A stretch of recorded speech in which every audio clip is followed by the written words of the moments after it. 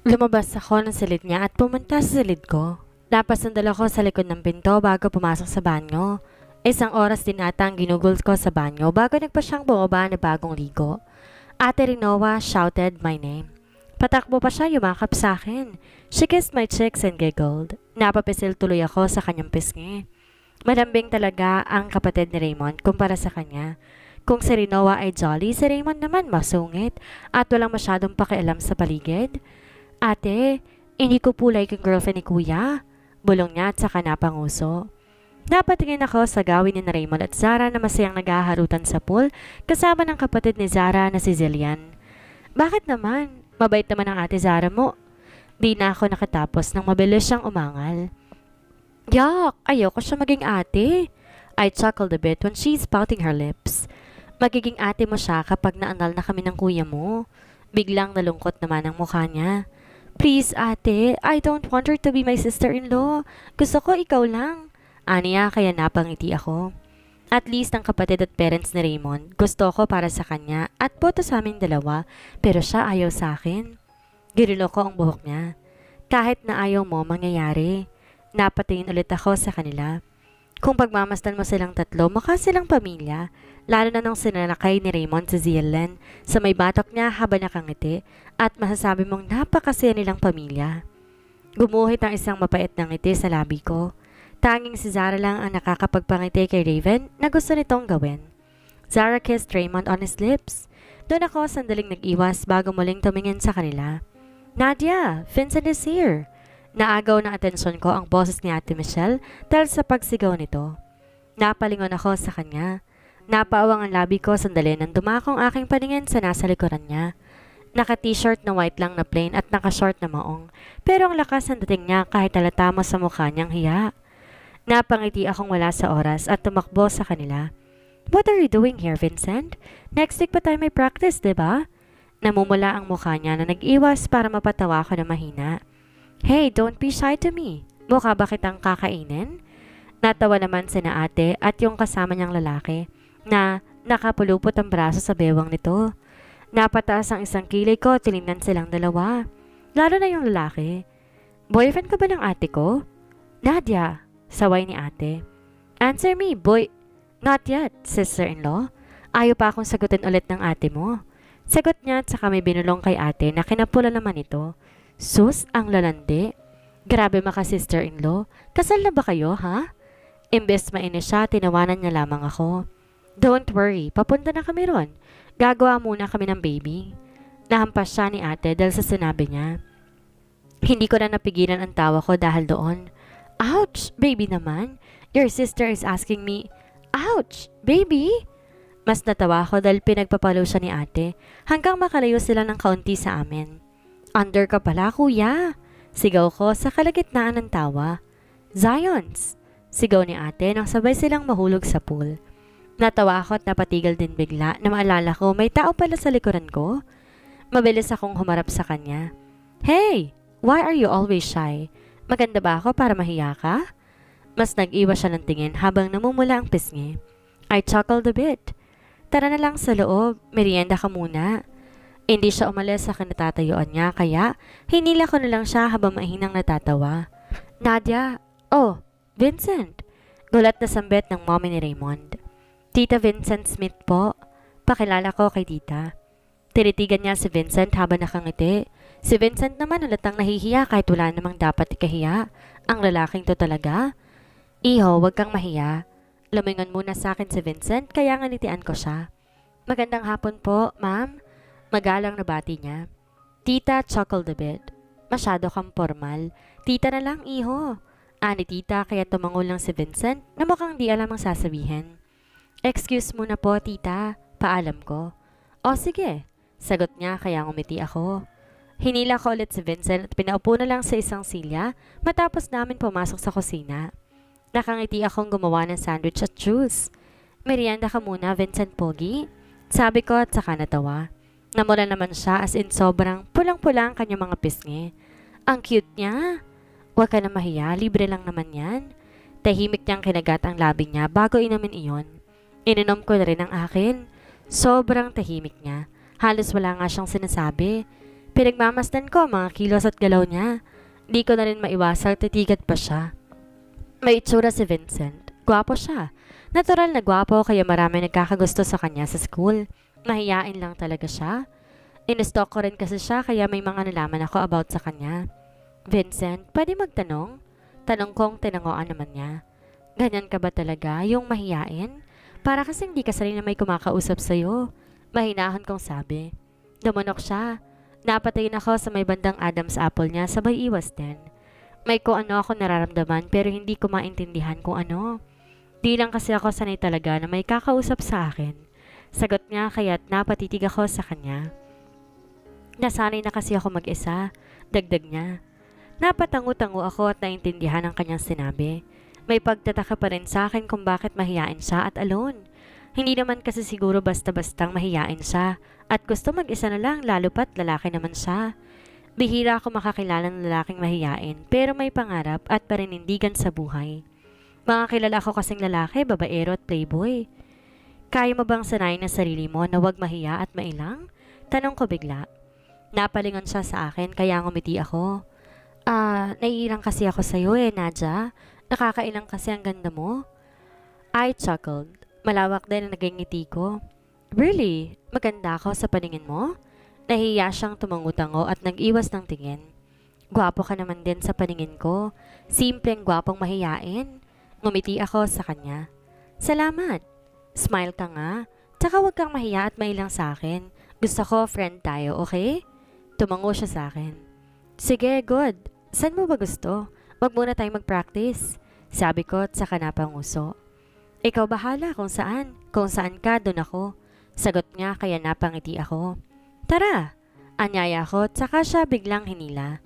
Nagpay-ate-anod siya sa akin kaya hindi mahirap na hilain siya. Nasa malayo pa lang kami, kumaway na sa amin si ate. Swimming din kayo! Sigaw niya, dahilan para mapalingon si na Raymond. Hindi ko pinansin ang titig niya dahil mas sinila ko lang si Vincent. Kaso habang palapit kami ng palapit sa may pool, bumibigat siya hanggang sa hindi na siya nagpahila. Bakit? May problema ba? Inosenteng tanong ko. Umiling siya at yumuko na siyang pinagtaka ko. Kinabahan din ako bigla dahil doon. May nagawa ba akong mali? Ayaw mo ba sa pool? Hindi ka ba marunong lumangoy? Saga, napahinto ako na ilahad niya ang palad niya. Napalingon ako sa kanya na nagtataka. Let's go? Alanganing tanong niya. Ngumiti ako sa kanya at pinatong ang palad ko sa kanyang kamay. Ang lambot ng palad niya. Parang nahiya bigla yung palad ko. Ang soft pa. Napalingon ako muli sa kanya dahil halatang nahiya siya bigla. Kaya imbes tanggalin niya ang kamay niya sa kamay ko, hinigpitan ko ang kapit dito at sabay kaming naglakad papunta sa pool. Vincent! Sigaw ko sa kanya dahil nahulog akong bigla sa pool pero tumatawa pa. Nadia! Gulat niyang tawag. Sorry. Ngiting sorry ko dahil nahila ko siya nung kusa akong nagpalaglag. Sinabuyan ko siya ng tubig. Noong una hindi siya gumanti hanggang sa gumanti rin. Vincent! Tiri ko dahil ang lakas niyang mansaboy. Napatakip na lang tuloy ako ng mukha at nahiharang mga braso sa katawan para di mabasa kahit nabasang-basa na ako dahil nasa tubig na. Nadia, wag masyado sa ilalim. Ani at mahahalata ang takot sa boses. Hindi ko na lang siya pinansin. Marunong naman akong lumangoy. Di naman gaano. Medyo lang. Ang daya mo, ang lakas mo. Reklamo ko dahil saboy pa rin siya ng saboy sa akin. Ang lapad kasi ng mga palad, samantalang yung mga palad ko, kapag pinagsiklop ang kamay namin, sakop na sakop ng palad niya. Tama na uy, ayoko na. Sigaw ko na agad naman niyang sinunod. Ang sweet, sana all. Sigaw ni ate at papalapit na sa akin, habang yung Zions papalapit kay Vincent. Inakbayan niya si Vincent at may binulong dito na siyang kinatango ni Vincent bago sila umalis sa pool. Umupo lang naman sila sa isang gilid pero may tuwari na sa kanilang mga batok na bigay ng isang maid namin. Ang gwapo ng magkapatid. Ani ate at saka napahagikik. Napanguso ako. Kailan mo ba sasagutin ng future brother-in-law ko? Namula na naman siya. Sino mag-aakala na ang dati kong ate na inosente na hindi lumalaban sa akin noon ay may pagka-bitch na ngayon? Mas maldita pa sa akin ngayon. Huwag ka nga magmadali. Pahihirapan ko pa. Sagot niya kaya napairap ako. Baka mamaya makahanap siya ng iba dahil napagod siya. Napahalakak si ate na isang ipinagtaka ko. Hindi mangyayari yon at kapag nangyari yon, may alas ako. Aniya. Ha? Kunot noong tanong ko. Nalilito. Ikaw, mukhang may papalit ka na sa asawa mong si Raymond. Aniya at saka sandaling nanlaki ang mata na siyang ikinangisi niya. Of course, Nadia. Alam kong simula pa lang papatayin natin sa selos ang asawa mo. Then she winked at me. Dito na lang kaya kayo matuloy mga iho. Marami namang guest room. Ani Mommy. Mga nakainom na rin kayo. Sabi naman ni Mommy ni Raymond. Nagkainuman kasi sina Daddy at Daddy ni Raymond kasama sina Vincent at Science. Si Raymond naman hindi nakisali dahil busy siya roon kay Zara at kay Zialan. Ang sakit sa mata. Nakakaluha. Nakabuhos sa mga luha. Mukha kasi silang isang pamilya. Isang pamilyang pinapangarap ko sa aming dalawa, pero pinapangarap niya naman sa ibang babae. Sa babaeng mahal niya. At syempre hindi ako yon dahil ako lang naman ang asawa niya sa papel. Selos na selos ako. Inggit na ako kanina pa pero pigil na pigil ko ang sarili kong wag sumugod sa kanila dahil kapatid ako na Raymond sa mata ng girlfriend niya. Baby?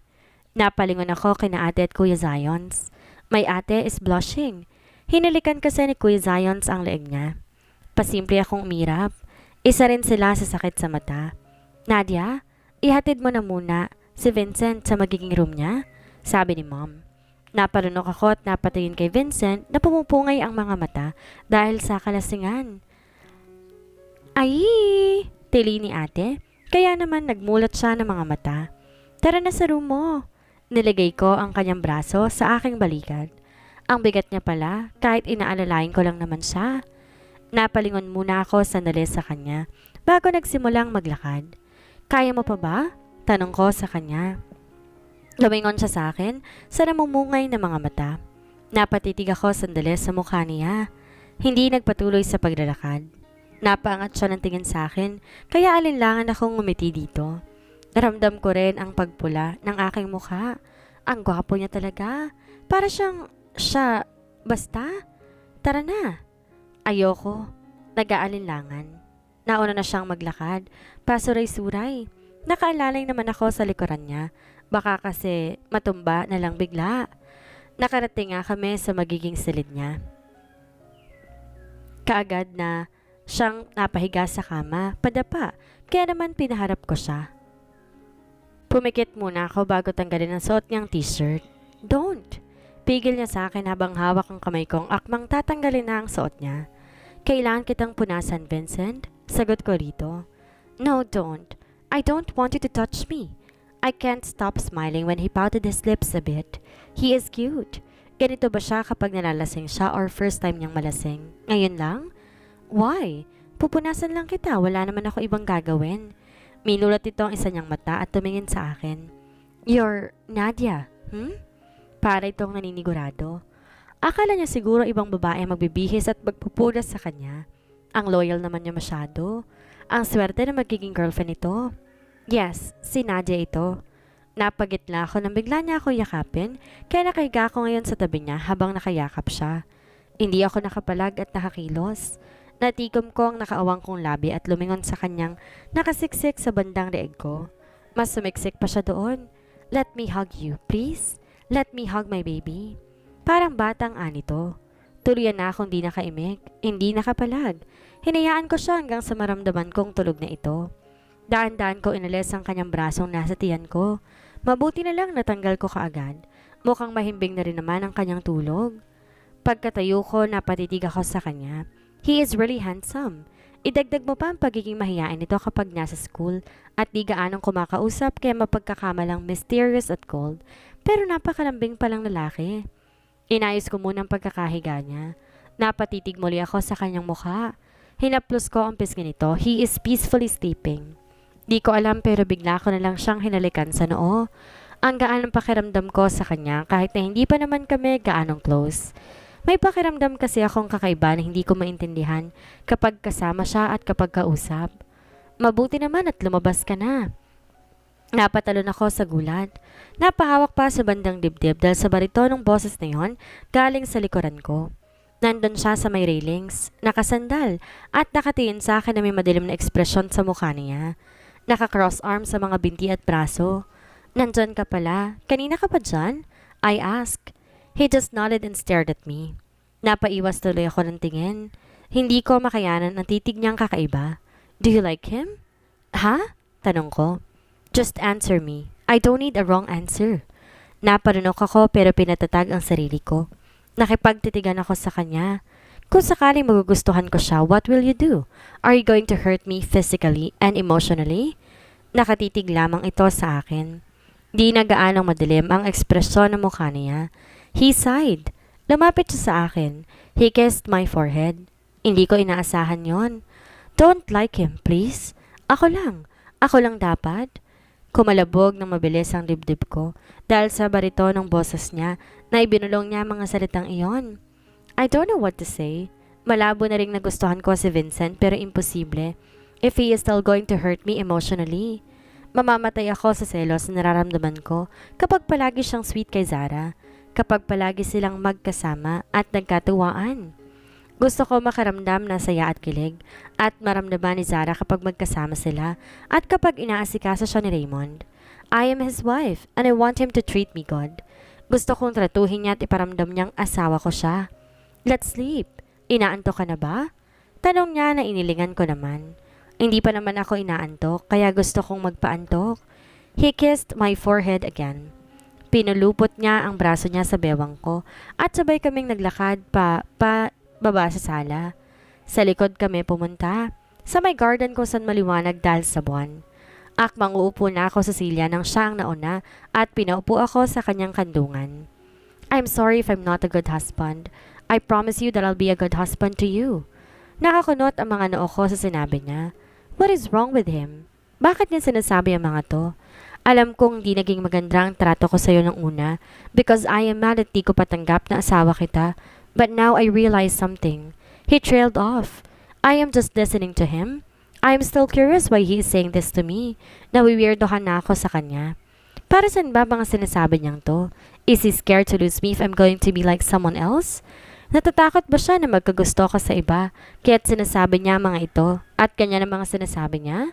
Ang weird mo. Tanging nasabi ko. Mahina pa ako natawa. He hugged me from my back. Nilingon ko siya kasabay nun ang paghalik niya sa pisngi ko. Ang pagdampi ng labi niya sa pisngi ko. From now on, I will take the responsibility. You are my wife and I am your husband. Ikaw ang asawa ko. Ikaw lang at wala nang iba. He lifted my chin. Napapikit ako ng mga mata.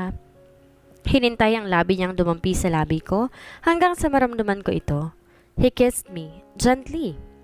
Sinabayan ko ang mabagal niyang halik hanggang sa mapahinga ako nang hindi bumibitaw sa halik. Nakasuporta ang mga palad niya sa likuran ko. Buoba ang halik niya sa pisngi ko, sa panga, hanggang sa aking leeg. Tumama ang hininga niya roon habang pinatatatag ang maliliit na halik. Forgive me for my mistake. Hindi ako nagsalita nang sabihin niya iyon. Good morning, he whispered huskily. Napalingon ako sa kanya nang bigla na lang akong bigyan ng halik sa labi kaya kagad ako napatakip ng bibig pero mahina niya lang akong tinawanan. Anong oras na? I asked. 8 a.m. Sagot niya kaya tumangu-tango ako bago tumayo papunta sa banyo. I locked the door and looked in the mirror. Tiningnan ko ang itsura ko roon pero si Raymond ang naiisip. Bakit kaya naging ganoon siya bigla? Naging mabait at sweet. Hindi na ako gaano sinusungitan. Nagtataka ako at the same time, hindi maiwasan na maghinala at kabahan. Hindi ko maiwasang isipin na baka may binabalak siya sa akin, kaya't ganoon ang kilos niya. Hindi ako sigurado, pero habang maaga pa mag-iingat ako mula sa kanya. Baka mas masaktan lamang ako na sobra. Alam niyang mahal na mahal ko siya, kaya ganito. Napahinga na lang ako na malalim at tumingin muli sa salamin habang nakahawak sa my tiles. Nag-ayos muna ako ng sarili bago lumabas, pero wala siya roon. Kaya naman dumiretso na ako pababa sa kitchen. Malayo pa lang rinig ko na ang tawanan.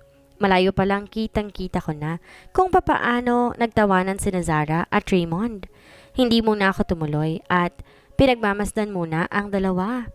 Nagkatinginan ang dalawa at nangiti ng isa't isa dahilan para masaktan ako. Sabihan mo na akong mababaw pero yun talagang nararamdaman ko. Hindi ko maiwasan na masaktan sa simpleng ganon. Akala ko ako na. Pero bakit naman ganito? Hindi niya alam na nasasaktan niya ako ng palihim. Hindi niya alam na sa simpleng galawan, tawanan, at ngitian na ng girlfriend niya nasasaktan ako. Dapat ako yung nasa sitwasyon at kalagayan na yun eh. Dapat ako yung nagpapasaya, nagpapangiti at